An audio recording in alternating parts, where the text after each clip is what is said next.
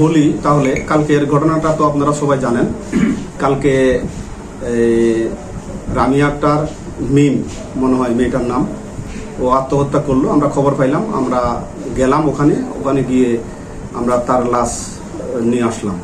নিয়ে আসার পরে আমরা আমাদের অবজারভেশনে এটা আত্মহত্যায়, আমরা তো ট্রেনিং প্রাপ্ত, আমরা তো ট্রেনিং পাইছি, আমরা লাশ দেখলেই বুঝতে পারি যে কোনটা হত্যা আর কোনটা আত্মহত্যা। এখানে হত্যার কোনো পাওয়া যায় নাই, আলামত পাওয়া যায় নাই। তো তারা যখন মামলা করতে আসছে হত্যা মামলা, তখন আমি বলেছিলাম যে এটা হত্যা মামলা হবে না, আপনারা অন্যভাবে চিন্তা করতে পারেন। ইউডি মামলা দিতে বললাম, ইউডি দেয় নাই। বললাম যে প্ররোচনার মামলা দেন, যেহেতু সে একটা মেয়ে ঘর করতেছে, ঘর সংসার করার সময় কারোর প্ররোচনা ছাড়া তো আর এরকম আত্মহত্যা করার কথা না। তো আপনারা ওভাবে চিন্তা করতে পারেন।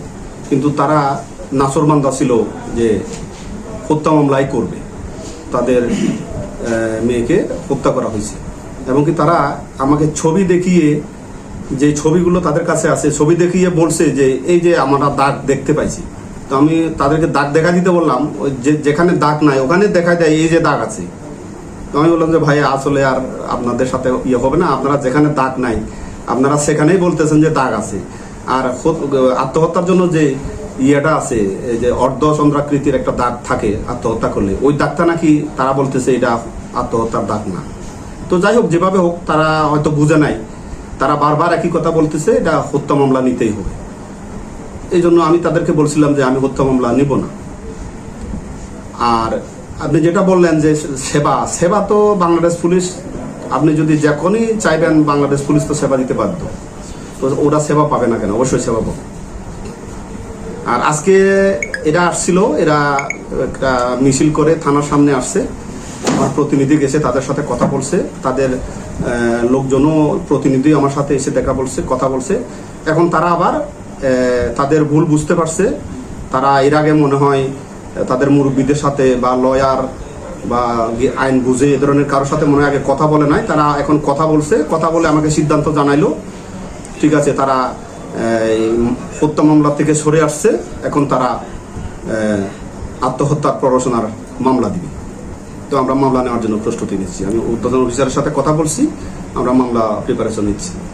তাদের কালকের থেকে তারা যে কথাগুলো বলতেছে, তারা ওই যে মুরব্বী নাই, তাদের কোনো মুরব্বী নাই, তারা ডিসিশন নিতে পারতেছিল না।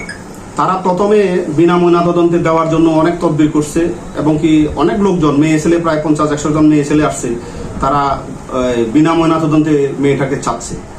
আমরা তাকে যতই বুঝাই, তারা নাসরবান্দা ছিল এই বিকেল 5টা 5:30 পর্যন্ত নাসরবান্দা ছিল যে বিনা ময়নাতদন্তে তাদেরকে লাশ দিতে হবে।